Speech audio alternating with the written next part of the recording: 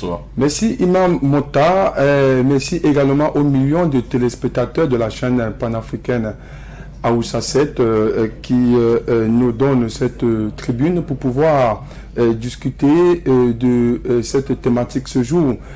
Nous savons que nous saluons Imam Matip Pascal qui n'est pas là ce jour. C'est le pasteur, je veux dire Pascal Matip qui n'est pas là ce jour, qui s'en excuse. Certainement, on nous signale que un pasteur est en route pour pouvoir nous joindre afin de discuter de ce qui sera la thématique de ce jour.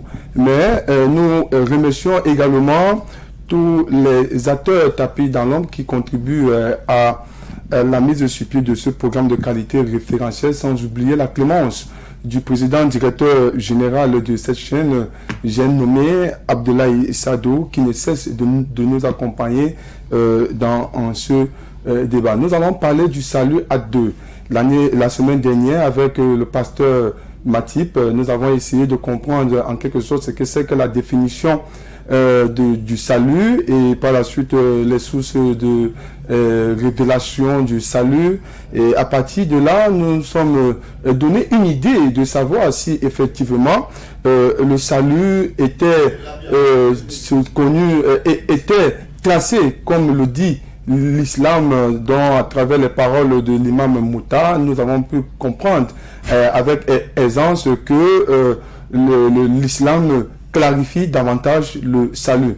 Et par contre, le pasteur Pascal Matip nous a donné également quelques sources bibliques qui expliquent réellement ce que c'est que le salut, partant d'Adam et d'Abraham, le père de la foi, et il est davantage entré dans les récits de Matthieu, Jacques, Job, que sais-je encore. Mais ce jour, nous allons, dans l'attente du pasteur qui est en chemin, poser la question à l'imam Mota de ce que, est-ce que il peut nous donner réellement, selon le Coran, le salut? Est-ce que le salut de l'humanité passe forcément par la création d'Adam, qui est le père, qui est la première créature de Dieu, ou ça passe à partir de l'avènement du prophète de l'islam, le prophète de l'islam? Alhamdulillah Rabbil Alamin, summa salatu wassalamu ala rasulillah wa ala alihi wa ashabihi wa man wala. Alhamdulillah, mes chers frères, la fois passée, vous avez suivi, n'est-ce pas, les débats entre, n'est-ce pas, votre frère Imam Mokhtar et le pasteur sur le thème du salut. Et nous étions en train de définir le salut ce jour sur le plan juste théologique, parce que même sur le plan anthropologique, tout le monde a besoin du salut, c'est-à-dire un moyen d'échapper à la destruction, également d'échapper, n'est-ce pas, à des angoisses, etc. Et nous avons pu dire que l'islam, sur le plan théologique, avait défini le salut comme un moyen, n'est-ce pas, d'échapper à la damnation et atteindre la félicité de l'éternel. Et nous avons dit, pour avoir le salut en islam, c'est après avoir connu deux principes, mes chers frères, dont le premier était le but de la création de l'être humain, et le second était le but d'envoi des messagers de Dieu. Et nous avons dit dans le Coran, chapitre 51, verset 56, Allah dit: je n'ai créé les djinns, les esprits invisibles, et les êtres humains que pour m'adorer. C'est-à-dire, ressortait trois choses que Allah nous avait créées pour le voir un culte pur exclusif dans sa seigneurie, le Rububiya, dans sa divinité, le Uluhiya, et dans ses noms et attributs, mes chers frères, les Asma'i wa Sifati. Et nous avons été créés. Imam, sans vous couper, vous venez de donner des noms Rububiya. Qu'est-ce que cela veut dire pour chaque fois quand je dis ça, j'ai expliqué. Je dis ceci. Oui. Allah nous a créés, n'est-ce pas, pour le voir un culte pur exclusif. Dans quoi? Dans sa seigneurie. C'est ça qu'on appelle le Rububiya, la seigneurie d'Allah. Dans sa divinité, c'est-à-dire, n'est-ce pas, Al-Uluhiya ou bien Al-Ibada, et également dans ses noms et attributs, Asma'i wa Sifat. Donc maintenant, l'être humain maintenant, ça c'était la première chose, le premier but de la création de l'être humain. Et deuxième but de la création de l'être humain, c'est que on devait mener une vie ici sur la terre, vertueuse, fondée sur la volonté d'Allah, dont les caractéristiques étaient l'ordonnance du bien et du mal. Et troisièmement, nous avons été créés, n'est-ce pas, pour faire appliquer la loi de Dieu, ou faire triompher encore la loi de Dieu sur toute la surface de la terre, au détriment du système inventé par l'esprit de l'homme païen, ou bien de l'esprit de l'homme qui invente certaines choses pour leurs frères hommes, afin que la volonté de Dieu soit faite sur la terre comme au ciel, où il n'y avait ni démocratie, ni communisme, ni capitalisme, ni encore la mondialisation, mes chers frères. Donc voilà le but pour lequel nous avons été créés. Nous n'avons pas été créés pour faire ce que bon nous semble. Et comment l'être humain allait-il savoir le but de sa création dans le sens indiqué? Allah a prévu de nous envoyer, n'est-ce pas, les messagers. Et ce messager qui ne devait être choisi que du milieu des êtres humains parmi nous, et qui n'étaient ni des anges, ni des hommes, ni des fils de Dieu. J'allais dire, ni de Dieu, mais ils ont été envoyés par Allah comme des canaux de transmission entre Allah et son peuple. Et Allah a envoyé sur la terre beaucoup de messagers et le nombre n'est connu, chers frères. À partir du verset 164 de la Surah 4, Allah a envoyé, n'est-ce pas, il y a des messagers, Muhammad sallallahu alayhi wa sallam, dont nous t'avons raconté l'histoire, et des messagers dont nous t'avons raconté l'histoire, et Allah a parlé à Moïse à vive voix. Parce qu'il y a un hadith qu'on aime citer, en disant qu'Allah avait envoyé 124 000 prophètes. Le hadith, n'est-ce pas, mes chers frères, dans cette transmission, on a trouvé une personne faible, un certain Souleymane, mes chers frères, qui a doit faire le hadith. Donc le nombre de messagers n'est que connu d'Allah, subhanahu wa ta'ala, mes chers frères, et Allah les a envoyés sur la terre. Beaucoup de messagers, mes chers frères. Allah dit, il n'y a pas une seule nation sur cette terre qui n'a pas eu la visite d'un messager d'Allah.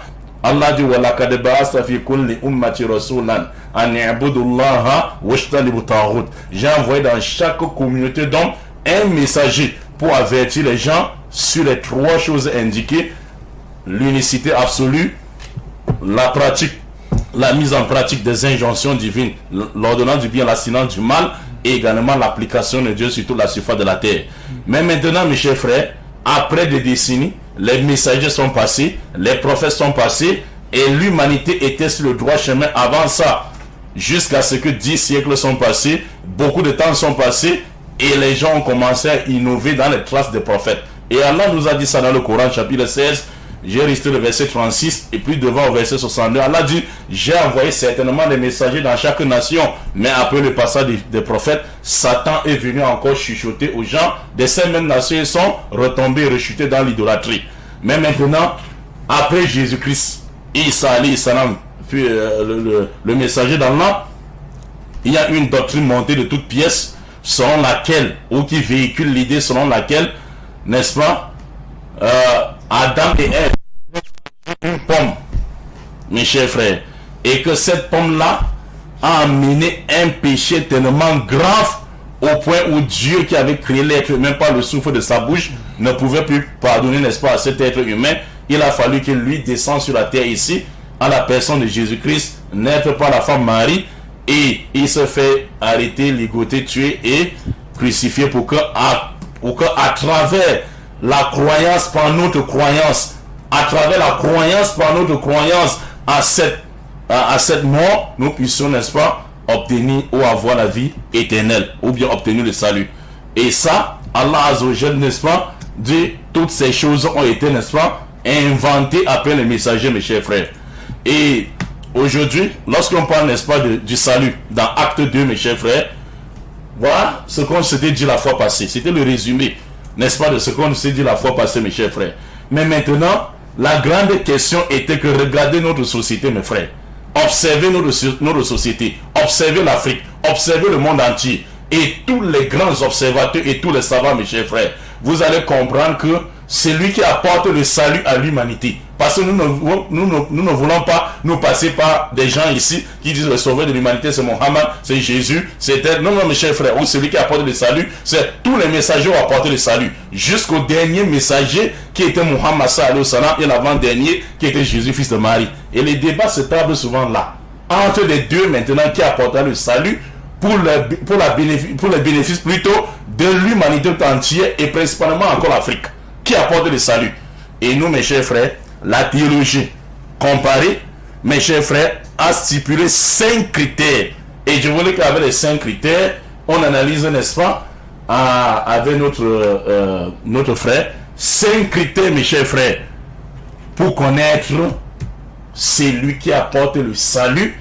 Et quand vous allez analyser ces 5 critères, mes chers frères, vous allez comprendre que si un messager ou celui qui prétend apporter le salut, de quoi je ne sais d'où, que ça soit dans l'islam, que ça soit dans le christianisme, que ça soit dans le nyambéisme ou la tradition africaine, s'il ne nous apporte pas ces 5 critères, mes chers frères, l'humanité ne retrouvera jamais le bonheur, le salut, la paix perdue depuis le jardin d'Éden.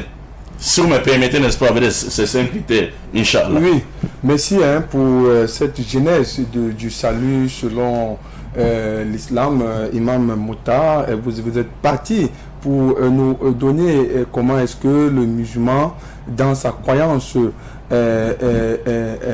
élève des prières et est certain et sûr, avec conviction, que c'est par là qui est tracé son salut.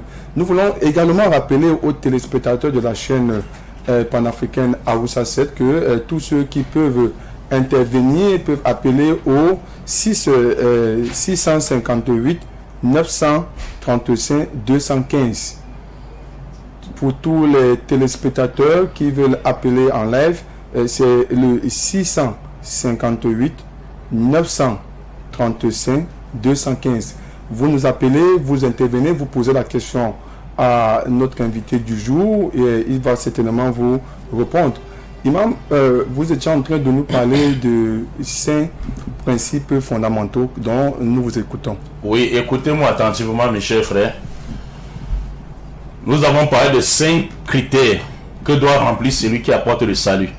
Et mes chers frères, après ces 5 critères, si Muhammad sallallahu alayhi wa sallam a rempli ces 5 critères, c'est lui seul que l'humanité peut trouver le salut.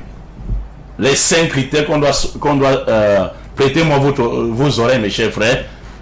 Premier critère, mes chers frères, il faut que c'est lui qui nous apporte le salut. Parce que nous ne disons pas que c'est Muhammad, nous ne disons pas que c'est Jésus, mais il faut que c'est lui qui nous apporte le salut. La première chose qu'il doit offrir à l'humanité, à l'Afrique, à l'humanité tout entière, c'est la connaissance, ou bien encore, n'est-ce pas, ou bien encore, mes chers frères, une vraie conception de Dieu dépourvue. La première chose que doit offrir à l'humanité, c'est lui qui apporte leur salut. Il doit leur offrir une conception de Dieu dépourvue de toute idée idolâtre et polythéiste. Parce que vous savez, mes chers frères, la première question en matière de foi, c'est la connaissance de Dieu. Parce qu'on parle de Dieu. Et si on parle de Dieu, la première question en matière de foi, c'est la connaissance de Dieu. Allah dit dans le Coran, chapitre 47, verset 19, Fa'alam annahu la ilaha illallah wastaghfir li dhanbik. Allah dit, sache, connais Muhammad, que quoi? Qu'en dehors d'Allah, il n'y a point d'autre divinité qui mérite d'être adorée. C'est la première chose que tu dois connaître. Et Dieu avait donné la même chose. Dieu avait donné la même chose, les mêmes ordres à Moïse. Dans le livre de Deutéronome, chapitre 4, verset 39, Dieu dit ceci à Moïse, sache, il dit la même chose qu'il a dit à Muhammad sallallahu alayhi wa sallam, sache et retiens ceci dans ton cœur, Moïse, que en dehors de moi, il n'y a nul autre Dieu, ni dans les ciels, ni sur la terre. Et il a dit, il a interpellé également tous les enfants d'Israël. Dans Deutéronome chapitre 32, verset 39, il dit ceci, sachez qu'en dehors de moi, il n'y a point d'autre Dieu. Car c'est moi qui donne la vie, c'est moi qui donne la mort. C'est moi qui blesse et c'est moi qui guéris. Donc la première question en matière de foi, c'est la connaissance de Dieu. Il faut que celui qui se présente comme le sauveur, celui qui nous apporte le salut, nous donne une vraie conception de Dieu, dépourvue de toute idée idolâtre et polythéiste. Ça, c'est la première chose. Deuxième critère que doit nous donner le sauveur de l'humanité, il doit nous donner un code parfait de conduite et de moralité. Regardez les dépravations qui se passent aujourd'hui. Regardez notre sœur Fianga qu'on a attrapé aujourd'hui et on l'a mis en prison. Mes chers frères, qu'a dit le sauveur pour cette dépravation de mœurs, de turpitude dans nos sociétés, mes chers frères? C'est ça le sauveur, ou bien celui qui apporte le salut. Regardez ce qui se passe aujourd'hui dans les réseaux sociaux. Les enfants qui se passent, n'est-ce pas, les enfants, n'est-ce pas, qui pourrissent leur vie, soit dans la fornication, la sodomie et tout cela. Donc il faut que le sauveur de l'humanité nous donne un de moralité. Ça, c'était le deuxième point.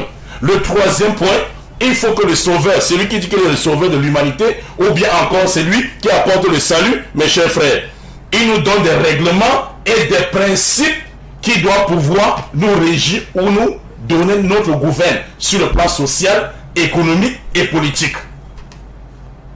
Suivez bien ce troisième point. Il faut que celui qui apporte le salut nous donne les règlements et des principes clairs pour notre gouvernement social, économique et politique.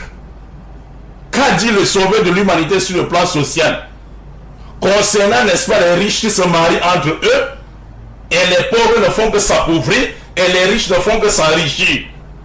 Concernant, n'est-ce pas, le droit de l'épouse sur l'épouse et vice versa. Concernant le droit du voisinage, qu'a dit celui qui apporte le salut concernant cela, mes chers frères? Ça, c'est le plan social. Qu'a dit, n'est-ce pas, le sauveur sur le plan social encore concernant, n'est-ce pas, l'effet, n'est-ce pas, d'infériorité sociale en termes de moyens, concernant, n'est-ce pas, ceux qui sont riches et ceux qui sont pauvres? Doit-il avoir des quartiers uniquement pour les riches et les quartiers des pauvres, ou doit-il vivre ensemble? Que nous a dit le sauveur ou celui qui apporte le salut à l'humanité? Ça, c'est le plan social. Et le plan économique maintenant, mes chers frères, qu'a dit le sauveur ou bien celui qui apporte le salut pour que les pays africains arrêtent d'être, n'est-ce pas, arrêtent d'être, n'est-ce pas, des marionnettes, n'est-ce pas, d'autres puissances en termes économiques, et chaque fois tombent. Aujourd'hui, regardez la famine aujourd'hui. Les prix des choses ne font qu'augmenter. Les prix des choses ne font qu'être chers. Qu'a dit le sauveur de l'humanité pour qu'un pays ne tombe pas en faillite sur le plan économique? Et je parle ici aussi en termes de pays du monde entier. Qu'a dit le sauveur? Sur le plan politique également. Qu'a dit le sauveur, n'est-ce pas, ou celui qui apporte le salut, régissant la vie des gouvernants comme des gouvernés et les gouvernés sur les gouvernants? Le droit des gouvernants sur les gouvernés et le droit de gouverner sur les gouvernants. Qu'a dit celui qui apporte le salut? C'était le troisième point. Oui, oui, vous allez continuer, Imam. C'est autant de préoccupations que vous soulevez sur je vais dire la gestion de l'organisation sociétale, sur le plan des rapports sociaux, économiques et politiques. Et bon, c'est autant de préoccupations. Il faudra que les téléspectateurs ici essayent de comprendre qu'a dit véritablement celui qui apporte le salut. Le salut par rapport à ça. Que dit alors l'islam par rapport à ça? Il faut que j'attire d'abord l'attention, n'est-ce pas, des téléspectateurs, pour qu'ils comprennent qu'il y a beaucoup de choses. Pourquoi le sauveur veut dire prendre seulement 2 planches et aller se faire crucifier au nord-ouest, au sud-ouest? Imaginez que le Cameroun aujourd'hui en crise, n'est-ce pas, sociale, en crise sociale, dans la société. Regardez notre soeur Fianga, là-bas. Regardez, n'est-ce pas, on peut aussi interroger, si vous parlez de ce cas, on peut aussi interroger ses parents. On peut oui, je dis ceci, même s'il faut interroger ses parents, qu'a dit d'abord le sauveur de l'humanité? Ils font partie de l'humanité. Oui, mais donnons-nous alors des éclaircies. Si vous donnez des éclaircies, si vous n'appelez pas, vous les téléspectateurs, on ne donne pas les éclaircies. Parce qu'on allait soulever des points ici, que vous comprenez que, mes chers frères, celui qui est le messager ne vous a pas laissé comme ça. Celui qui est votre messager vous a pas laissé comme ça, mes chers frères. Celui qui viendra le salut spirituel et physique ne vous a pas laissé comme ça, sans donner une charte qui doit définir le droit et le devoir de chacun à tous les niveaux. Suivez-moi attentivement. Laissez-moi juste chuter jusqu'à... Parce que vous voulez qu'on dise aux gens, voilà la solution. Non. Si vous n'appelez pas, on vous donnera pas la saucisse. Parce que j'essaie de poser des questions comme vous. Et je suis au troisième critère. Oui, bien sûr, mesdames et messieurs, bon, l'imam essaye de mettre sur la table de réflexion des conditions. Attention, si vous n'appelez pas, il ne répond pas. Parce que c'est autant de préoccupations qui gisent de réflexion, mais on veut aussi comprendre réellement que dit le sauveur de l'humanité selon l'islam. C'est très important de le savoir parce que il faut autant se poser des questions, mais il faut aussi interpeller la responsabilité parentale, parce que l'éducation de nos enfants ou l'éducation de masse passe également par la contribution des parents, pour pouvoir permettre à l'enfant de mieux se comporter dans la société. Et ces 2 points, très rapidement. Oui, l'éducation, écoutez, l'éducation des parents ne peut que passer si le parent lui-même avait une autre éducation. Et c'est là, nous cherchons à attirer plutôt l'attention, n'est-ce pas, de ceux qui nous écoutent, mes chers frères. Pour dire, nous sommes sur les critères que doit avoir le messager par qui l'humanité sera sauvée. Parce que l'humanité en est allée, n'est-ce pas, en régression, mes chers frères. Maintenant, j'étais sur le 3e point. Qu'a dit le sauveur de l'humanité, celui qui apporte le salut, qu'a-t-il donné comme charte qui doit définir le droit et le devoir de gouvernants sur le gouverné et les droits de gouverner sur le gouvernant. Ça, c'était le 3e point. Le 4e point, il faut que celui qui nous apporte le salut veille et accomplit sans compromis à l'application de la loi de Dieu dans toute la surface de la terre pour que l'humanité puisse retrouver la paix, le salut, le bonheur et la justice perdue dans le jardin d'Éden. Parce qu'au jardin d'Éden, l'être humain a été créé, il était au paradis. C'est après avoir, n'est-ce pas, Dieu dit voici ceci, ne mange ceci, voici l'autre, ne mange pas cela. On comprend que dans le jardin d'Éden, nos premiers parents, ils ont vécu dans le bonheur. Ils ont vécu dans la paix parce qu'ils respectaient la loi de Dieu sur la surface de la loi de Dieu au paradis. C'est après avoir, n'est-ce pas, violé cette loi qui se sont détachés de Dieu. Qu'est-ce que il faut que celui qui est venu pour nous rétablir et nous réconcilier encore avec Dieu, comme nos premiers parents, il prend l'application de Dieu, l'application de la loi de Dieu sur toute la surface de la terre. Ça, c'était le 4e point. 5e point, il faut que c'est lui, 5e et dernier point, il faut que c'est lui qui se présente à nous comme notre sauveur, ou celui qui apporte notre salut, nous donne les informations sur la vie après la mort. Parce que si nous sommes ici, ça veut dire que nous étions quelque part. Et si nous étions quelque part, nous sommes ici, nous irons également quelque part. Et là, dans ce 5 points, se ressent encore. Non, écoutez. Les 5 autres questions, les 5, n'est-ce pas, autres questions concernant le 5e point. Nous donner les informations sur la vie après la mort. Justement. Où étions-nous? Oui. Qui sommes-nous? Pourquoi nous avons été créés? Où irons-nous? Et qu'est-ce qui nous attend là-bas? C'est 5 questions. Mais maintenant, j'ai dit, si vous n'appelez pas, ces 5 points ne doivent pas vous détailler ça. Justement, bon. Parce que vous êtes en train de vous poser maintenant maintes questions dans vos bureaux, dans vos maisons. pour répondre et sortir, n'est-ce pas, de ce fracas spirituel également de la société ou sociétale. Merci, mais pour étayer ou égayer la bonne compréhension des téléspectateurs de la chaîne panafricaine à Hausa 7, il est important de nous donner quelques éclairages parce que ici, vous représentez une obédience religieuse musulmane et il est important pour nos téléspectateurs de mieux cerner. C'est vrai, vous avez parlé de 5 critères et dans votre argumentation, vous avez essayé de poser également des interrogations. Nous commençons par vous donner également cette possibilité de pouvoir faire comprendre à nos téléspectateurs que voilà ce que l'islam dit. J'aimerais bien qu'il soit édifié parce que l'émission de ce jour est spéciale. Non, écoutez, avant de répondre comment a dit l'islam, il faut qu'on dise d'abord ce qu'a dit aussi la Bible. Parce que la Bible n'est pas une marque déposée d'une religion. Suivez, la Bible n'est pas une... Comme le Coran, si le Coran est venu pour l'humanité, également la Bible pour l'humanité, ça veut dire la Bible s'intéresse également au nom de salut. Et nous allons également nous intéresser à la Bible si c'est ça qui donne notre salut. J'ai dit ceci, mes chers frères. Je vais répondre. Et moi, j'ai dit ceci. C'est moi qui a soulevé beaucoup de problèmes dans la société. Oui, bien sûr, c'est important. Et je pense que pour permettre aux téléspectateurs de ne pas se perdre, il est important d'aller pas à pas. Et ça va permettre à ce que on revient sur d'autres préoccupations. Ok. Mes chers frères, très rapidement, comme n'est-ce pas, notre frère, notre grand journaliste, il tient, n'est-ce pas, à cela, parce que lui aussi cherche à connaître. C'est vrai. Regardez les 5 points, mes chers frères. Le premier point, nous avons dit, il faut que le sauveur de l'humanité, n'est-ce pas, dans la vraie conception de Dieu à l'humanité, vers qui il a été envoyé, dépourvu de toute idée idolâtre et polythéiste. Parce qu'en matière de foi, la première question en matière de foi, c'est la connaissance de Dieu. Parce que si on connaissait Dieu, toutes ces dépravations, des mœurs, on ne veut pas trouver dans nos sociétés.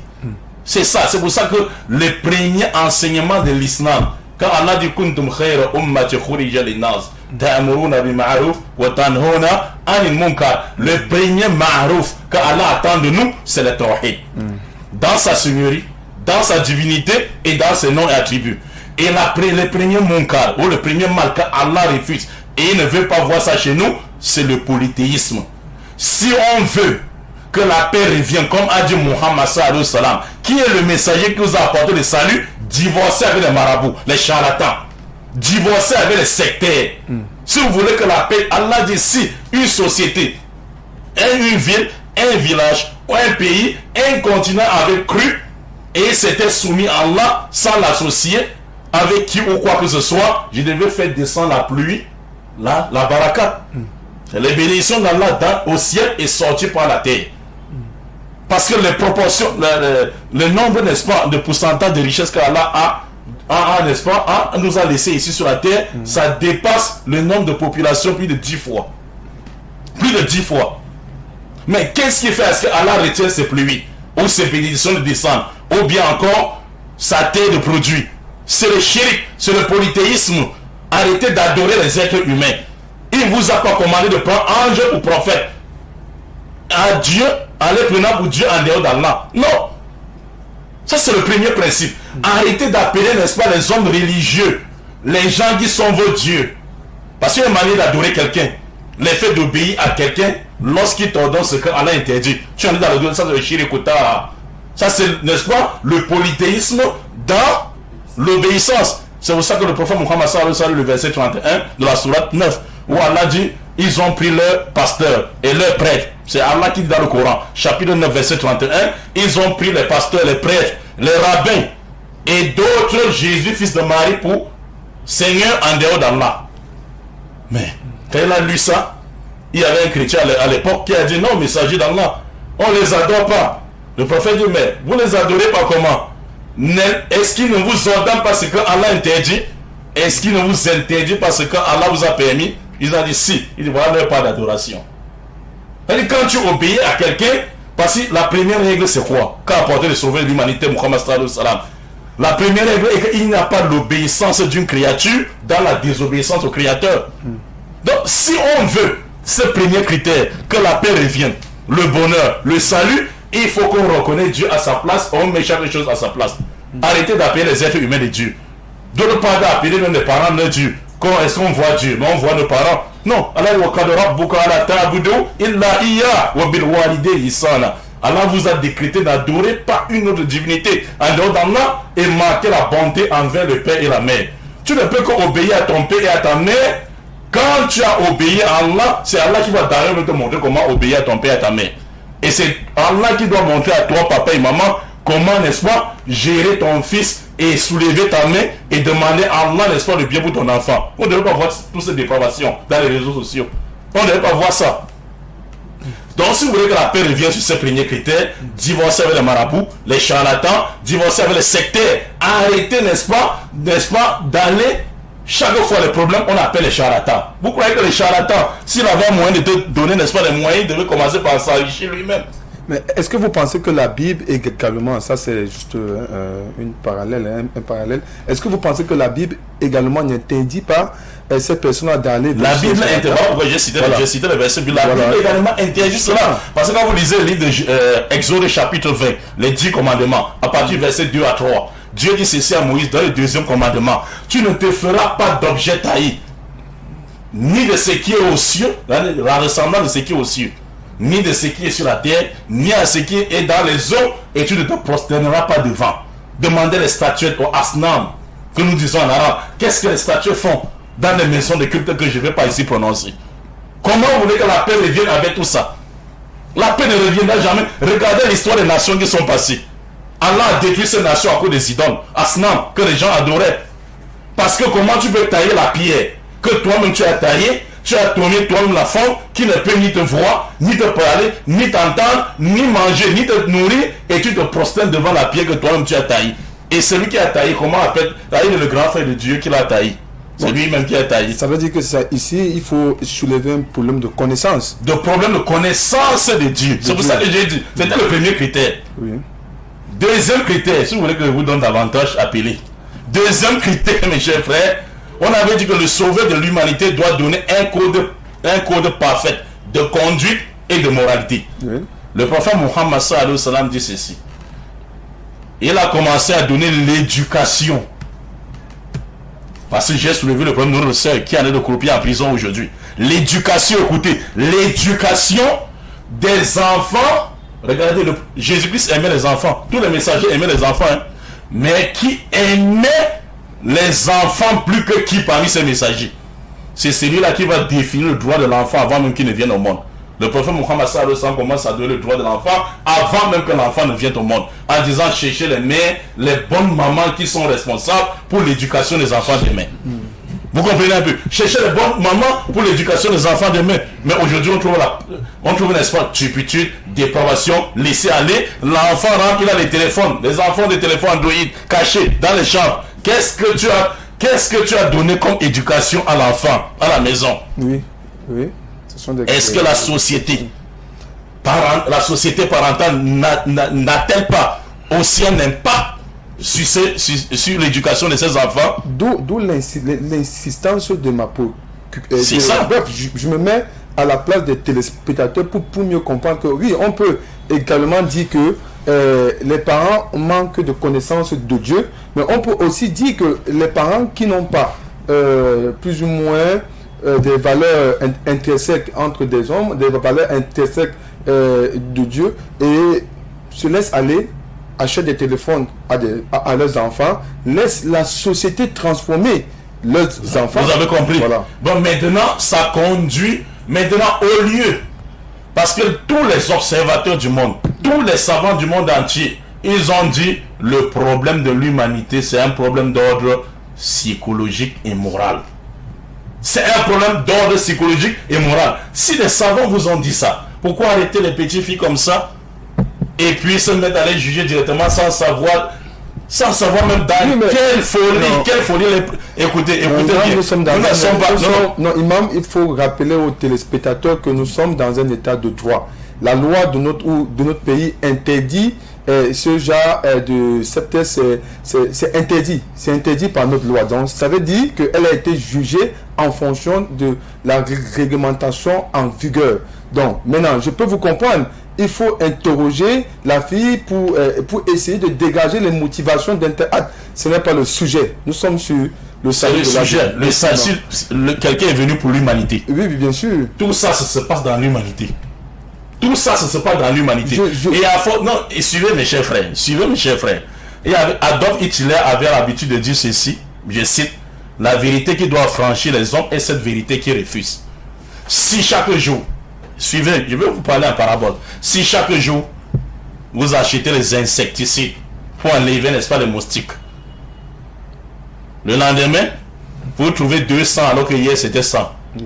Vous achetez d'autres insecticides, vous tuez. Oui. Vous enfermez.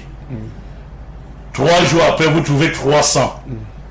Autant de fois que vous versez l'insecticide, autant de fois, ça se multiplie. Peut-être que ce n'est pas un bon produit. On peut aussi s'interroger. Même si vous apportez les produits, même si vous trouvez les produits, vous trouvez la même chose. Alors que la solution n'est pas toujours de donner, tuons les moustiques, condamnons les moustiques. Peut-être la société, c'est un mardeau qu'il faut enlever là. C'est un mardeau qu'il faut enlever à côté. Non, allons vers la société. C'est ça. Il doit donner un code de conduite, de moralité pour la société. Posons-nous la question, au lieu de poser la question, la loi du Cameroun dit, oui, la loi du Cameroun, nous respectons la loi du Cameroun. Oui, bien sûr. Imam Mokhtar ne se passe pas pour quelqu'un ici qui n'aime pas la loi du Cameroun. Nous aimons la loi du Cameroun. Mais la loi du Cameroun doit comprendre aussi les enfants du Cameroun, dans quelle posture ils sont. Et c'est ça, problème d'ordre. Troisième point. Au troisième critère, oui. Le sauveur de l'humanité, on avait dit il doit donner. Ben, Imam, permettez-moi de rappeler aux téléspectateurs qui peuvent.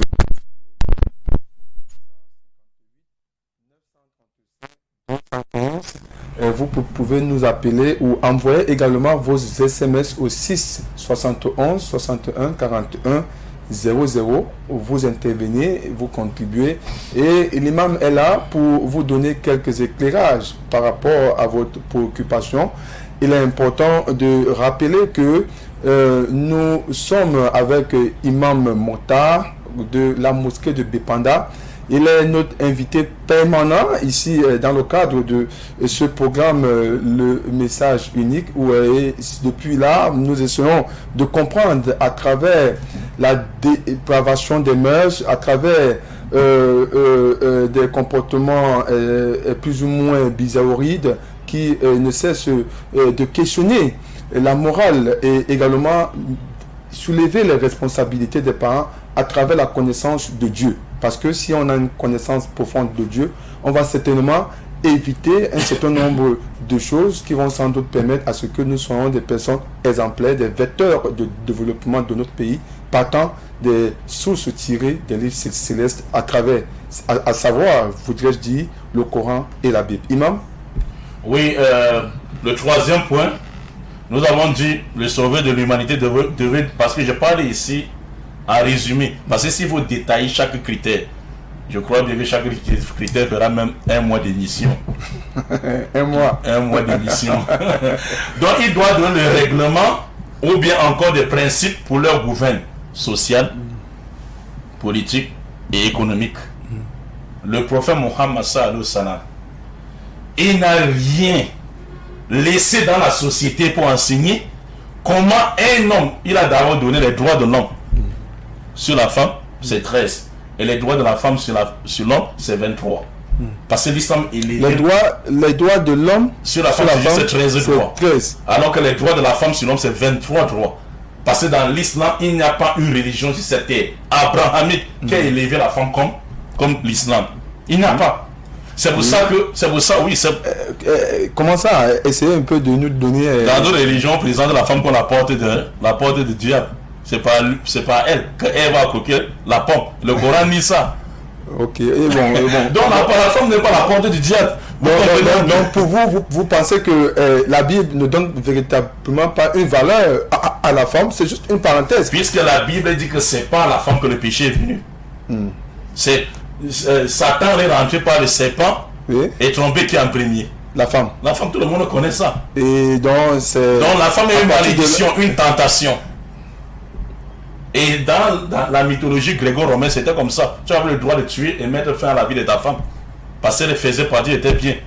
Dans d'autres cultures, regardez comment les femmes étaient traitées. Et l'islam est venu pour enlever ces droits-là. Les croyants comme les croyantes ont les mêmes droits devant Allah en termes d'adoration. Mais en termes ici sur la terre, l'homme est toujours au-dessus de la femme. Parce que c'est l'homme qui doit faire. Il y a certains travaux que les femmes ne peuvent pas faire. Mais en termes de mérite et de paradis, ils sont les mêmes. Mais aucune religion n'a dit ça. Aucune religion n'a dit cela. Et une sourate tout entière au nom de la femme, sourate An-Nisa. Vous avez déjà vu sourate d'origine, sourate les hommes. Vous avez déjà vu une sourate en arabe, sourate d'origine, les hommes. Non. Donc, ça veut dire que le Coran a donné, regardez en Occident aujourd'hui, a donné un chapitre à la femme. Tout un chapitre, les 4e chapitre du Coran à la femme. Et comment se comporter avec, jusqu'à donner 23 droits à la femme, 23 droits de la femme sur son mari et 13 seulement. Contre 13. Oui, contre 13 seulement. Et qui a donné ça? Mohammed sallallahu alayhi wa sallam. Si votre société avait adopté ça, est-ce qu'on devait voir, n'est-ce pas, les femmes qui étaient dans 26 ans, 30 ans, sont encore dans le cadre parental? Pour faire quoi là-bas? C'est vrai. Pour faire quoi là-bas? Mais même, on peut également s'interroger dans les pays musulmans. Il est quand même important de savoir que ce que vous êtes en train de dire n'est pas aussi visible là-bas. Mais je dis ceci, mon frère. Oui. Nous parlons ici des principes de l'islam. Oui, je suis pays musulman. Par exemple, au Maroc. Par exemple, le Maroc n'est pas régi par la loi islamique. Je suis d'accord. C'est pour dire, en quelque sorte, c'est pour interroger. Parlez-moi de l'Arabie Saoudite. Non, l'Arabie Saoudite, c'est un pays dont... C'est un modèle de l'islam. C'est un modèle, c'est un pays dont on ne doute pas. Bon, on peut également s'interroger, Imam, des pays où il y a une forte communauté. Vous n'avez pas démenti ici que le Maroc est un pays qui a à peu près 75 à 80%. Mais ce n'est pas régi par la loi islamique. Écoutez, écoutez-moi bien mes critères. Oui. Il y a les 3e critères là. c'est le sauveur de l'humanité qui doit définir votre société. Et ça, est-ce que c'est la loi islamique qui est définie au Mali, au Maroc? C'est pas la loi islamique qui est définie au Maroc. C'est la loi qui nous a été importée par les gens que vous connaissez. Donc, nous, on continue. Qu'on connaît. Pas que vous connaissez, qu'on connaît. Qu'on connaît. Voilà. Donc, mes chers frères et mes chers frères et sœurs, je disais ceci. Mohammed sallallahu alayhi wa sallam est le seul également qui a donné les droits également des enfants sur leurs parents. Et les droits des parents également sur les enfants. Mes chers frères. Donc, le prophète Mohammed sallallahu alayhi wa sallam a dit ceci. Concernant, regardez, j'ai soulevé le point de richesse ici. Le prophète Mohammed sallallahu alayhi wa sallam dit, il n'est pas question que les riches se marient entre eux et les pauvres entre eux. Il n'est pas question. Si on avait adopté ça dans notre société. Justement. Le prophète Mohammed sallallahu alayhi wa sallam dit que chacun de vos riches, donc 2,5% de sa richesse qu'il a amassé, il a gardé en banque pendant 1 an. Et que ce prix-là, ou ce taux-là dépasse le prix de 85 grammes d'or. Si chaque riche près de lui donnait 2, au Cameroun, commençons par le Cameroun, donnait 2,5% de sa richesse, il enlève 2,5% de sa richesse chaque fin d'année et donnait un pauvre près de lui. Dites-moi en tant qu'observateur, le vol va s'arrêter au Cameroun, ou bien ça va rester stable, ou bien ça va... Non, bien sûr, le vol va... Bon, on va toujours interpeller la conscience, mais le vol va connaître un chiffre décroissant. C'est ça. Mais maintenant, c'est ça. Le vol, n'est-ce pas, va s'arrêter, obligatoirement, parce que les gens qu'on tue, regardez les voleurs qu'on tue, ce sont les poignées d'arachide. Le problème, c'est un problème de famine. C'est un problème de famine. Si sur 10 voleurs, on attrape tous les 10 avec des demi-sacs de riz. C'est vrai, c'est lamentable. On peut aussi interroger la jalousie. On dit Imam Moutar, il est assez outillé sur le plan religieux, que ce soit la Bible, le Coran. Naturellement, la jalousie fait partie de je parle ici en termes de répartition des biens. Je suis d'accord. Maintenant, le prophète Mohammed sallallahu alayhi wa sallam nous a pas laissé comme ça. Il a dit voilà ce que chacun de vous doit faire. Mais nous, on prend plutôt ces biens pour marcher plutôt sur d'autres avec. Et on attend la paix. On attend la paix, le salut, le bonheur. C'est les catastrophes, le cataclysme qui doit nous trouver. Vous comprenez un peu. Maintenant, je vais rapidement sur le plan économique également. Le prophète Mohammed sallallahu alayhi wa sallam dit arrêtez de mettre l'argent dans les banques et prêter à intérêt usuraire. Les gens qui prêtent l'argent à Orange, 300, et Orange coupe 305 francs. Les 5 francs, c'est l'intérêt usuraire. Tu seras frappé et lynché par Allah si tu meurs dans cet état. Si tu meurs dans l'intérêt usuraire, parce qu'on ne prévoit jamais. Regardez, tous les pays du monde entier, ont été frappés par les crises économiques, sauf les pays musulmans. Posez-vous la question, monsieur, pourquoi tous les pays du monde entier ont été frappés par les crises économiques, sauf les pays musulmans, alors qu'ils ne prêtent pas intérêt et ne mettent jamais l'argent en banque par intérêt? Pourquoi? Parce que, mes chers frères, les gens pensent qu'en mettant 100 héritiers, 120 000, 130 000, ça va apporter plus de la richesse. Jusqu'à aujourd'hui, même en France, dans les universités en France, on a été obligé de mettre même une filière d'études de l'économie financière islamique. Pourquoi? Alors que la Bible est là, non? C'est la Bible qu'ils ont pratiquée pendant des siècles, non? C'est ça, mes chers frères. Quand vous détournez de la loi ou de celui qui est venu, Allah nous a crié. Il sait ce qui est bien pour nous et ce qui ne l'est pas. C'est pour ça qu'il a envoyé les messagers.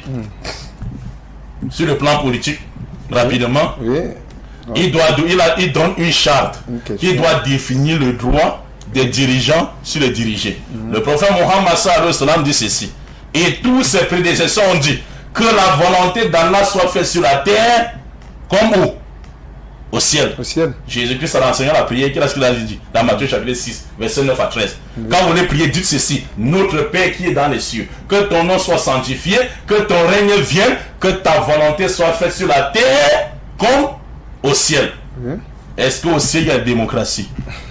Est-ce qu'au ciel il y a le communisme? Est-ce qu'au ciel il y a le capitalisme et la mondialisation? On voit des débats. Les gens qui font des sièges pour enlever le président de la République. Les gens qui font des débats pour enlever les dirigeants. Les gens qui font des débats dans les chaînes de télévision et médias pour enlever le gouverneur. Imaginez-vous que Dieu surprend l'ange Gabriel.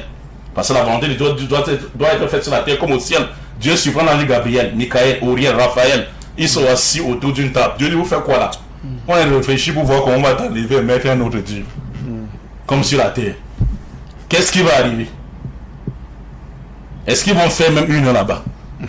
Allah dit c'est moi qui donne le pouvoir à qui je veux et j'arrache. Regardez le terme qu'Allah utilise dans Surah 3, j'arrache. Parce que l'être humain n'est pas prêt à laisser le pouvoir. Allah dit j'arrache. Mais ne partez pas sortir contre les gouverneurs. Muhammad dit ne sortez pas contre le gouverneur. Eux ils sont parce qu'il n'y a personne qui a cédé, n'est-ce pas, la magistrature suprême sans que ça soit la volonté d'Allah.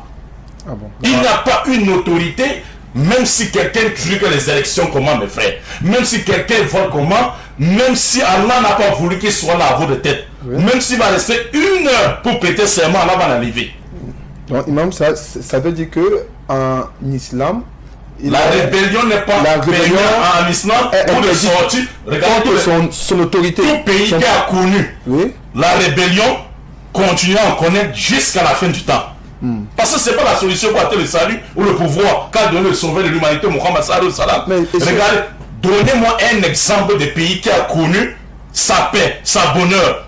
Et son bonheur, je vous l'ai dit, son salut en passant par les coups d'État. Un seul pays. Un seul pays. Nous sommes en Afrique, non? Vous voyez les choses. Je ne sais pas comment sont les Africains, mes chers frères. Comment est le monde entier? Comment sont les gens?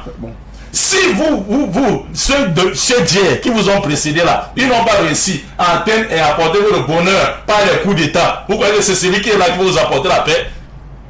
Le coup d'État, tout pays qui a subi le coup d'État continuera à connaître jusqu'à la fin du temps, jusqu'à ce qu'on va arrêter. Donc, et revenir vers Allah. Imam, pour nous autres qui sont des Camerounais qui n'avons pas connu. Je remercie encore le Cameroun. Vous voyez, c'est une grâce. Regardez, c'est une grâce. C'est une grâce. C'est une grâce puisque, regardez la grâce. Un seul attribut d'Allah, nom et attribut d'Allah règne au Cameroun à cause de cette tradition respectée. Quoi? La paix. C'est ce que les Camerounais disent, quand on a tout perdu, au moins ça. Parce que l'insécurité est la chose la plus dangereuse. C'est que même les missions, il n'y a pas. S'il y avait insécurité là, c'est que même les missions, il n'y a pas. Mais alhamdoulilah, comme au Cameroun, il n'y a pas encore, ça se passe pas. Nous prions à Allah que ça ne se passe jamais. Au Cameroun, nous vivons encore dans la stabilité sociale. Mais nous prions à Allah que ça n'arrive pas. Et nous prions également pour les pays qui sont touchés par ça. Que vous connaissez déjà, je ne peux pas citer ces pays-là. Que Allah, n'est-ce pas, fasse que ces pays reviennent dans la paix et arrêtent le coup d'État. Parce que ça va continuer à connaître. Et les Judas vont naître, ce que vous appelez les Judas, qui contribuent d'une manière à une autre au coup d'État. Et dans l'ombre, tapis dans l'ombre. Et parfois ils disent qu'ils sont musulmans. Quel musulman? Quel musulman? Ça veut dire, Imam, si on veut bien comprendre que le chemin du salut interroge un certain nombre de points, c'est-à-dire le point économique, politique. Vous avez compris. Le salut, le salut, c'est quelqu'un. Regardez par exemple au nord-ouest, au sud-ouest. Nous vivons dans cette instabilité. Regardez ces crises-là que nous traversons et nous saluons les soldats qui sont là-bas et qui tombent tous les jours. Et nous disons toujours à ceux qui sont là-bas, mes chers frères, revenez à la raison. Regardez, nous sommes allés traverser, n'est-ce pas, ces crises au Cameroun. On dit le Camerounais attend un sauveur et le sauveur arrive. On dit voici le sauveur. On identifie que voilà le sauveur. Il se rend au sud-ouest, au nord-ouest. Il dit cherchez-moi 2 planches. Tuez-moi. Et le problème du Cameroun sera résolu. Quel sera le sort du Cameroun après que le sauveur du Cameroun est sur la croix? Imam, pour vraiment permettre aux téléspectateurs de comprendre ce que vous venez de faire à décès, que voilà, un sauveur s'amène dans le nozo avec 2 planches. Il dit tuez-moi. Et le problème du Cameroun sera résolu. Vous interpellez un peu la Bible qui dit que Jésus est mort sur la croix pour sauver l'humanité. Bon, je veux dire, on ne va pas vraiment nous apaisantir là parce que ici on n'a pas un pasteur. C'est pour vous dire que le plan de salut de l'humanité ne passe pas par la mort de quiconque. Parce que si Jésus peut revenir mourir 500 milliards de fois, il ne changera rien. Regarde, depuis que ce dogme existe, ça fait 22 ans qu'on fait ça. Maintenant, les péchés ne veulent que continuer sur le regard impuissant de ce dogme et des enseignements de ce dogme. Ça nous a servi à quoi? Il y a d'autres qui disent que le Coran a été écrit par un seul auteur, qui est Mohammed. Et la Bible a été écrite par 40 auteurs. À quoi nous a servi les 40 auteurs de la Bible quand ça n'a jamais servi à transformer une rue moralement pour que nous puissions manger un pain? Ça nous a servi à quoi? Vous voyez que le plus grave, c'est pour ça que Jésus disait à ses disciples, dans Jean chapitre 20, verset 21, il dit ceci: vous ferez des plus grands miracles que les miens. Quel est le miracle? que ses disciples allaient accomplir que Jésus n'avait pas accompli. On sait que Jésus a ressuscité les morts. Il a ressuscité les morts. Il a purifié les lépreux. Il a guéri, n'est-ce pas, les aveugles. Mais on a appelé ça quoi? Grand miracle. Pour nous, en islam, ça, c'est pas ça, c'est les petits miracles. Lever quelqu'un dans la tombe, là, c'est les petits miracles. Ceux que Jésus avait ressuscités, ils sont où? Ils nous servent à quoi? Ils nous servent à quoi? Mais il a fait tout ça, il n'y a qu'un petit nombre qui a cru en lui. Malgré tout ça. Mais les disciples maintenant, quel est le grand miracle que les disciples ont fait que Jésus lui-même pas de grand miracle? C'est que les disciples ont compris la parole de Jésus-Christ, l'évangile, ils ont transmis des foules et des foules, se sont convertis. Sans miracle, il y avait 3000, 6000, 9000 personnes qui se convertissaient dans le Nouveau Testament. Sans miracle. Et si Jésus a parlé de la transformation d'une société, grand miracle, ça veut dire aucun prophète de la descendante d'Abraham ne peut, n'est-ce pas, se rivaliser à Mohammed, salam. Parce que le seul messager qui a réussi à établir sur le principe divin. Si le seul messager qui peut changer votre société est celui qui a d'abord changé sa société, comment était l'Arabie Saoudite avant Mohammed, salam, mes frères? Et après? Et après. S'il a changé sa société, lui seul peut changer notre société. Mais Imam, c'est vrai, certainement, vous dites quelque chose de très pertinent, mais les chrétiens vont également se poser cette question, hein, Imam, que comment était Rome avant le passage et après. C'est ça. Justement, donc il y a autant d'interrogations, mais je pense que nous devons interpeller nos téléspectateurs d'appeler au 650. Vous voyez que Imam, malgré tout, Imam ne voulait pas, mais il fallait quand même que Jean Pierre avait des petits pics pour qu'ils essayent de nous donner quelques lumières par rapport à la thématique de ce jour, le salut à deux. Pour intervenir, c'est le 658 935 215.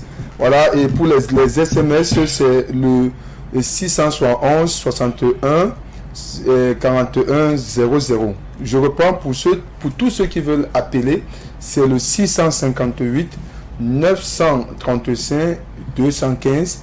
Et pour tous ceux qui veulent nous envoyer des SMS, c'est le 671 61 41 00. Vous nous appelez, vous intervenez, c'est très important. Imam, il est très important de rappeler que nous sommes au 5e point, parce que au 5e critère... Nous étions au 4e critère qui disait, voilà, sur le plan économique, politique pour sortir, pour dire, le sauveur de l'humanité doit donner la charte qui doit définir le droit des gouvernants. Les gouvernants, ils ont des droits sur les gouvernés. Et les gouvernés également ont des droits sur les gouvernants. Et j'ai commencé par le droit, n'est-ce pas? Le prophète Sallallahu a commencé par le droit de gouverner. Que les gouverneurs ne doivent pas sortir contre leurs gouverneurs. Jusqu'à ce qu'un jour, ses compagnons l'ont demandé, rapporté par Muslim. Le prophète dit, il arrivera un temps. C'est comme si le prophète il parlait à notre temps. Hein. Ceux qui vous dirigent tomberont dans vos biens et consommeront eux avec leur famille. Les compagnons du nouveau message d'Allah, sinon durant jusqu'à cette époque. Ils ont posé la question à notre place. Qu'allons-nous faire? Allons-nous sortir contre nos gouverneurs pour récupérer nos biens? Le prophète dit, il dit non. Le prophète dit, il dit non. Ne sortez pas contre eux. Leurs droits, continuez à les donner, et vos droits, demandez à qui? Sortir encore le gouverneur, c'est la faiblesse même de l'unicité. Je voudrais poser une question à... Je ne sais pas ce que vous avez. Bonjour, je vous appelle comment? Ah, allô? Allô? Allô? Il est parti.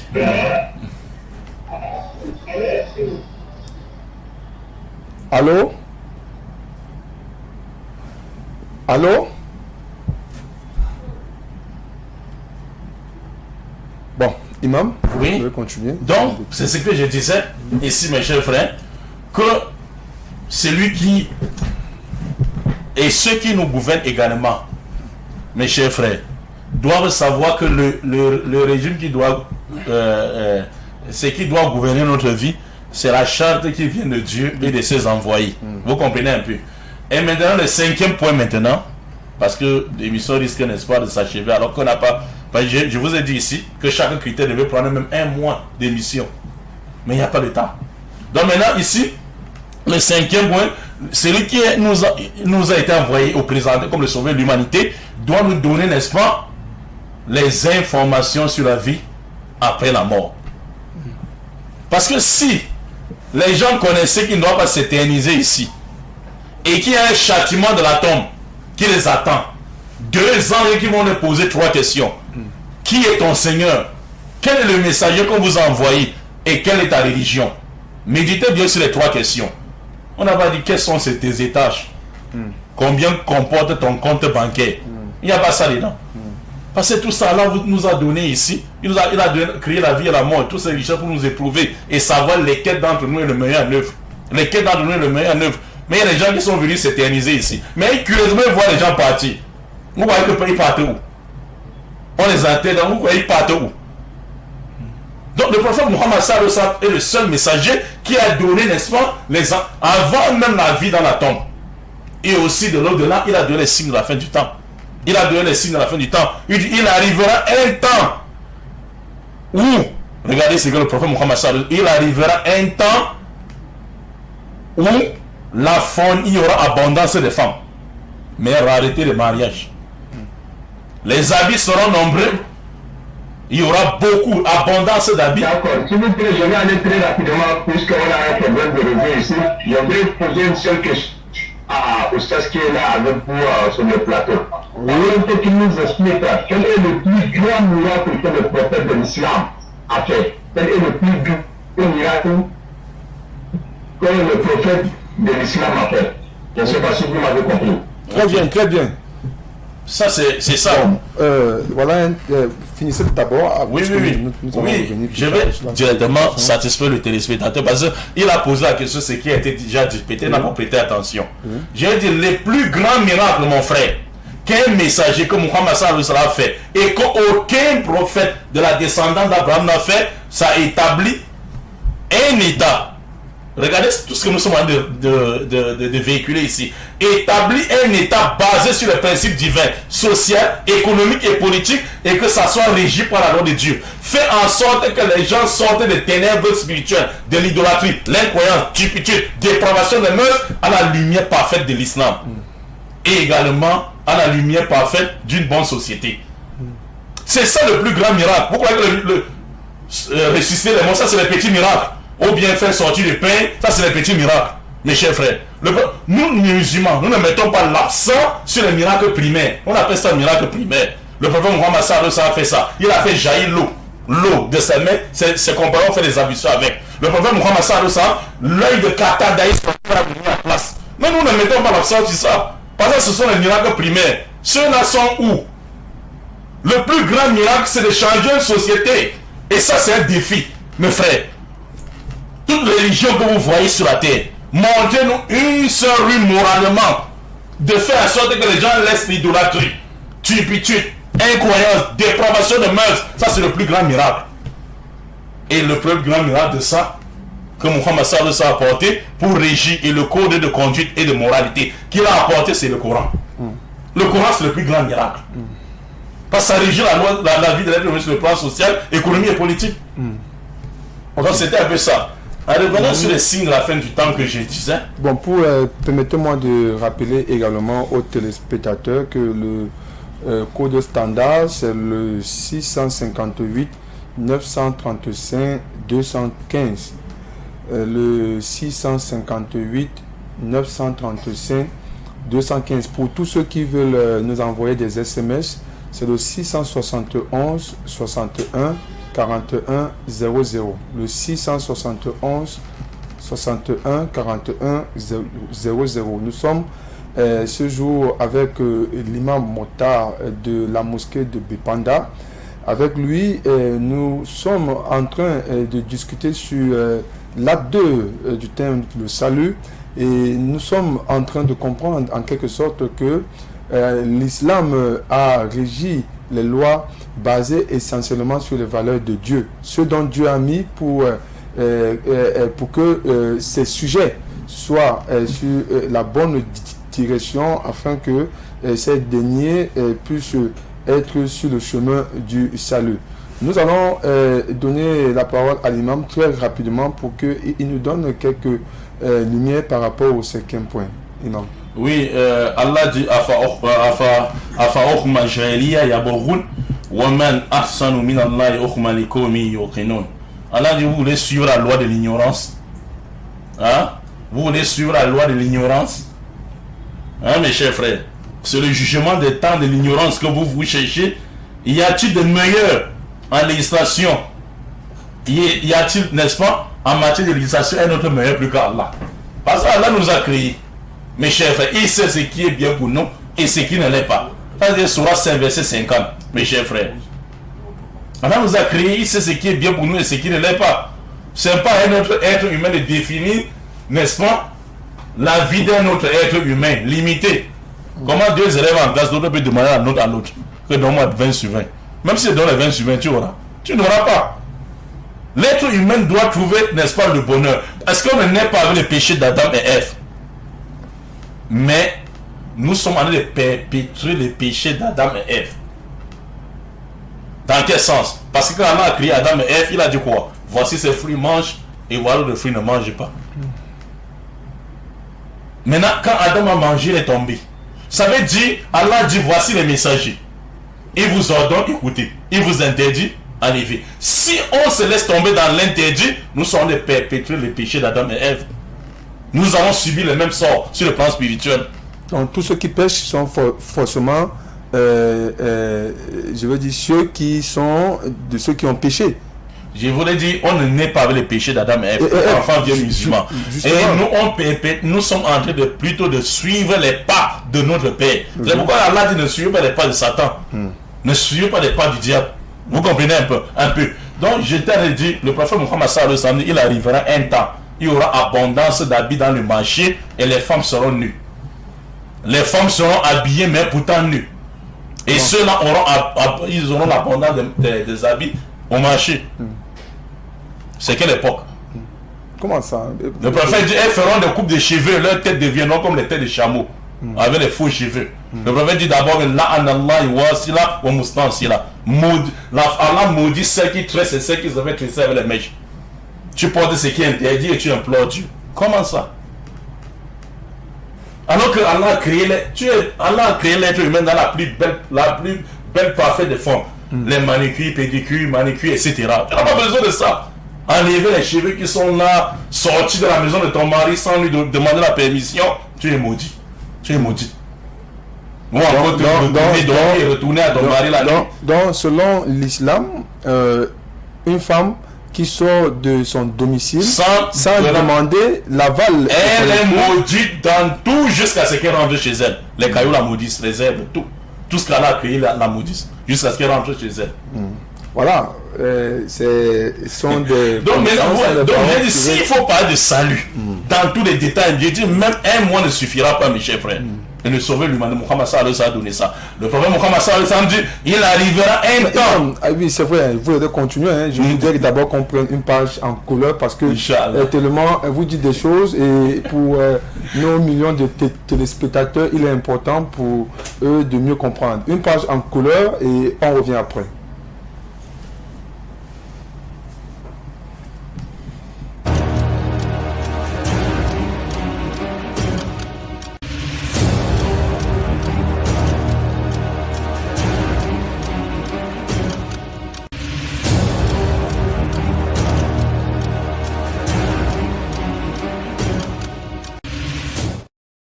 Mesdames et messieurs, bienvenue une fois de plus à cette deuxième partie de ce programme Le Message Unique qui passe dans la chaîne panafricaine Aoussa 7. Téléspectateurs, allô, bonsoir, bienvenue, vous nous appelez d'où?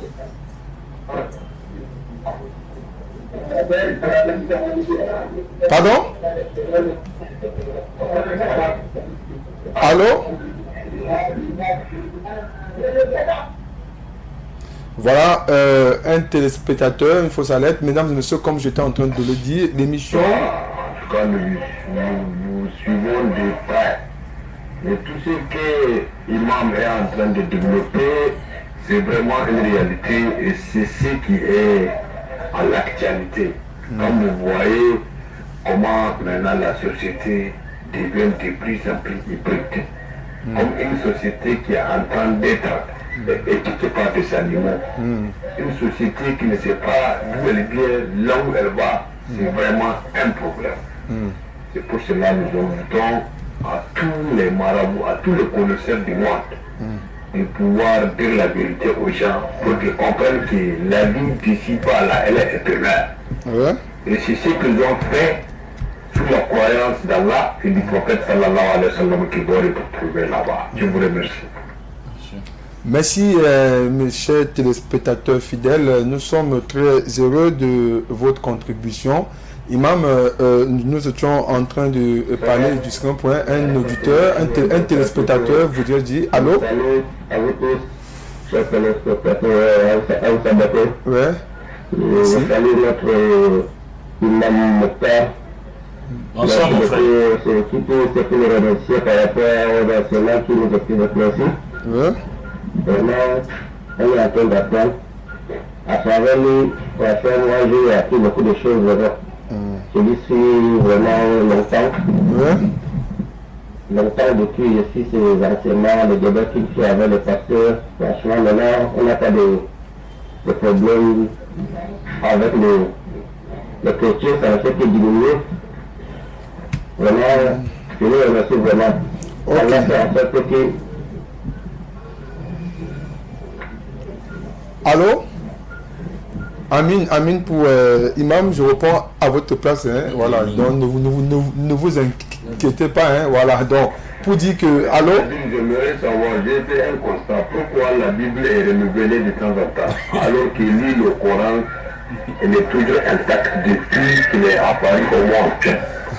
Pourquoi la Bible est Une très belle renouvelée question. de temps en temps? Bon, c'est tellement Imam, nous aurons votre réponse, mais on voudrait quand même rappeler aux téléspectateurs que cette question est vraiment donnée au pasteur qui n'est pas là. On va garder ça pour nos prochains programmes. Mais Imam, pour davantage votre connaissance des livres célestes, vous allez nous donner quelques éclairages par rapport à la préoccupation de ce téléspectateur. Je voudrais rappeler à tous les téléspectateurs qui peuvent également nous laisser des SMS au 6 71 61 41 00 ou nous appeler au 658 935 215. Très important, vous intervenez, vous contribuez et Imam, très rapidement, on vous remet pour cette deuxième partie. Je ne sais pas pourquoi quand on dit Jésus, les gens pensent toujours aux chrétiens. Jésus n'a jamais été une marque déposée des chrétiens. C'est un grand messager d'Allah. Son histoire, Jésus est mentionné dans le Coran plus de 79 fois, tout un chapitre à sa mère Marie. Une chose que la Bible ne dit pas. C'est un grand messager d'Allah et les musulmans qui l'aiment et qui portent son nom. Parce que quand on dit Jésus, les gens regardent les chrétiens. Quand on dit la Bible, les gens pensent au pasteur. Non. La Bible d'abord, les premiers gens qui ont l'héritage de la Bible, ce sont les Juifs. Dieu parle toujours aux Juifs dans la Bible en disant: oh Israël, écoute Israël. Il n'y a pas d'Israélites au Cameroun. Ou encore peut-être les Bandous qui vont n'est-ce pas, s'identifier comme, n'est-ce pas, les Israélites. Et nous savons qu'il y a eu diaspora, il y a eu, n'est-ce pas, les Israélites partout dans l'Afrique. Il y a d'autres qui étaient en Libye, il y a d'autres qui étaient en Éthiopie. Un téléspectateur depuis la Côte d'Ivoire qui nous envoie, voilà, allô, est-ce que c'est bon? Allô? Allô, bonjour Hausa Bokoy, la chaîne Hausa Bokoy. Je vous salue tous. Bon, moi je vous appelle depuis Djamena, ici au Tchad. Donc je voudrais adresser une question à M. Oussas qui est là avec vous dans le plateau. Il a beaucoup parlé de salut, mais j'aimerais qu'il nous éclaircisse un peu, qu'il nous donne la signification des mots djihad. Pourquoi j'ai évoqué ce problème? Parce que beaucoup de gens parlent de ça, mais ils ne comprennent pas. Oui, qui nous dit c'est quoi le djihad et comment on appelle le compagnon du prophète de l'islam on fait le djihad. Qui nous éclaircisse un peu. Merci beaucoup. Merci. Depuis N'Djamena, nous saluons nos téléspectateurs de ce côté, sans oublier une grande communauté camerounaise du côté de Kabalaï. Imam, vous êtes interpellé pour oui. Mais je pense qu'il faudra... Il y a une première question. Je vais répondre. Pour le frère concernant, n'est-ce pas, la Bible. Il y a même la Bible 2018. Je m'attendais pas à cette question. Je vais vous apporter ici la Bible 2018. On travaille tous les jours. Et vous montrez la différence entre les Bibles. Voilà pourquoi il était capital, comme on dit, peut-être la semaine prochaine, le pasteur sera là. Inch'Allah. Et concernant le mot djihad, les gens ont tendance à prendre djihad dans le mot de la guerre. Hein, mes chers frères? Ils prennent seulement, ils envoient la main, et les guerres, djihad veut dire, n'est-ce pas, le fait de sortir contre les gens et lutter avec eux, faire la guerre. Non. Djihad veut dire effort. L'effort sur toi-même, c'est djihad. T'abstenir de ne pas faire le péché, t'abstenir et patienter de faire le bien, c'est le djihad. Il y a le djihad de toi-même. L'adoration, la prière, c'est le djihad. C'est les efforts. Appeler les gens à l'islam pour qu'ils laissent ce que nous sommes en train de faire. C'est le djihad ici au plateau. Ça n'a rien à voir avec l'épée. Et quand, n'est-ce pas, à l'époque du prophète Mohammed sallallahu alayhi wa sallam, comme le frère a souligné, et je salue ici en passant Jamina, et également mes amis qui sont au Tchad et tout, qui m'en connaissent déjà, et également le gouvernement, n'est-ce pas, tchadien. Mes chers frères, vous savez bien que quand le prophète sallallahu alayhi wa sallam avant de partir, qu'est-ce qu'il a dit? Il a dit à partir d'aujourd'hui, les djihad concernant l'épée est fini. Il reste un djihad fi nafs. Allez lutter contre ses propres passions-là. C'est ça la grande djihad qui reste. Et mes chers frères, écoutez bien. La charia, écoutez, suivez la partie que je veux dire, c'est très important. Oui. La charia ne consiste pas à l'application de Dieu en coupant d'abord les membres du corps des gens, ou en les flagellant, ou en lançant les cailloux sur l'islam. Non. La première condition et la première règle de la charia, c'est l'éducation de la masse. Oui. C'est l'éducation de la masse. Quand la masse sera éduquée, et ce qu'on dit ici depuis le début de l'émission, quand la masse sera éduquée, elles viendront eux-mêmes se livrer. Rappelez-vous à l'époque du prophète Mohammed sallallahu alayhi wa sallam, rapporté par Moussim le hadith de Bara ibn Azim, où une femme d'Amidia est venue, n'est-ce pas, dire oh messager d'Allah, j'ai forniqué, tue-moi. Regardez, une femme à l'époque du prophète Mohammed sallallahu alayhi wa sallam dit messager de Dieu, j'ai forniqué, tue-moi. Le prophète l'a renvoyé. Regardez, le prophète l'a renvoyé. Pourquoi? Allô? Oui, allô? Allô? Oui, allô? Oui, allô? On vous écoute. J'appelle de l'extrême nord. Extrême nord, ok. Oui. Du Cameroun, bien sûr. Oui. Ok. Plus précisément dans le département de Maïpari. Merci. Et je vous appelle comment? Moi, je voulais reprocher l'imam par rapport à sa dernier débat avec le pasteur Mathieu. Oui. Qu'a-t-il fait? Il devait le fouetter correctement. Mais non. Il a laissé ouvert beaucoup de paramètres, beaucoup de qui n'a pas été corrigé. Mais c'est pas un de boss ici. Mon frère, vous savez. Je voudrais rappeler aux téléspectateurs que notre invité, le pasteur Mathieu Pascal, n'est pas venu ce jour. Mais bon, je voudrais également vous dire que ce n'est pas un rime de boss, ce sont les chocs des idées. Il était important. Non, je comprends. Faire allusion au rime de boxe spirituel. Parce que tu ne peux pas te passer pour un champion de boxe. Oui. Quand tu n'es jamais monté sur un rime pour combattre. Oui, et tu passes ton temps à donner les coups sur les sacs derrière les maisons. Parce que naturellement, tu sais que les sacs ne répondent pas au coup. Et tu te passes pour champion de boxe. Imam, je pense que là, un téléspectateur vous donne des points parce qu'il a souhaité que... Bon, permettez-moi de prendre quand même cette posture de l'imam, voilà, de l'imam du pasteur Pascal Mathieu, qui est également donné des explications tirées dans la Bible. Donc, imam, très rapidement, parce que nous sommes particulièrement arrivés au thème de ce programme.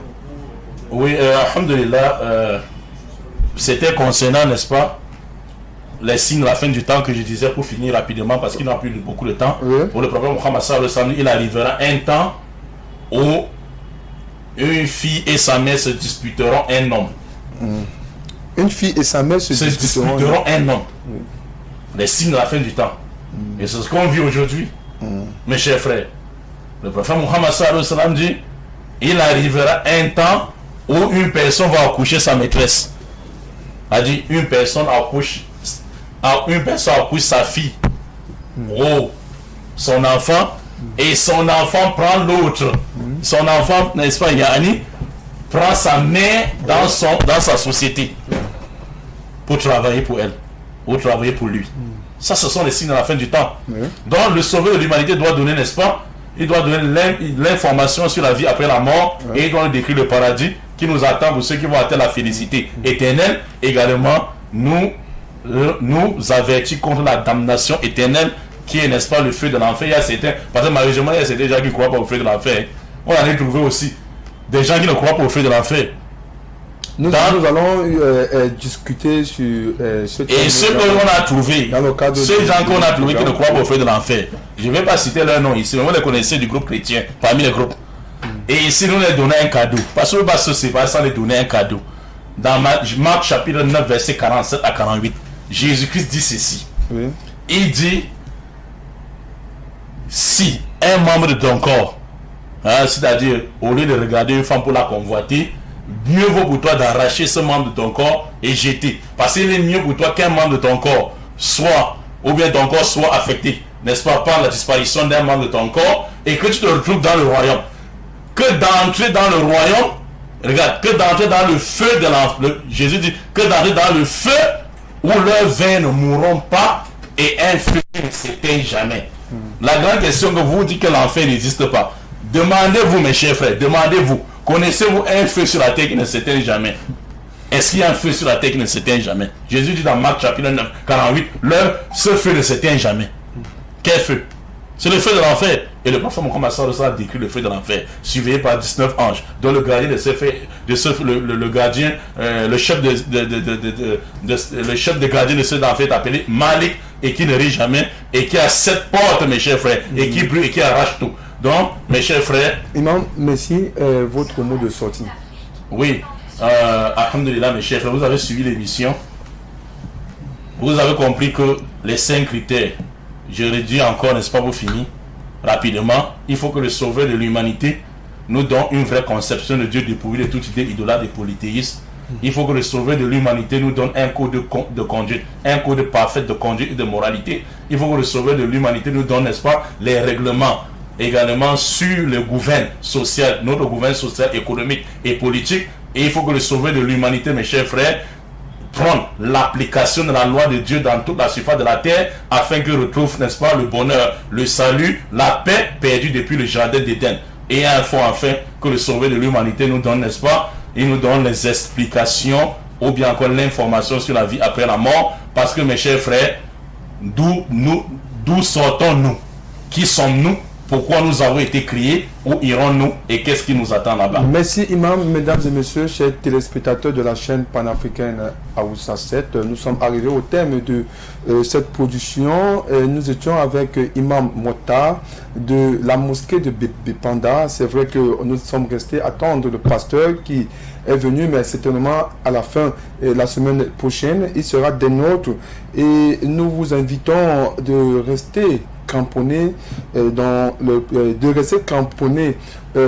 ce programme qui édifie pas mal de téléspectateurs et rester scotché au programme de la chaîne panafricaine Aoussa 7. Rendez-vous la semaine prochaine.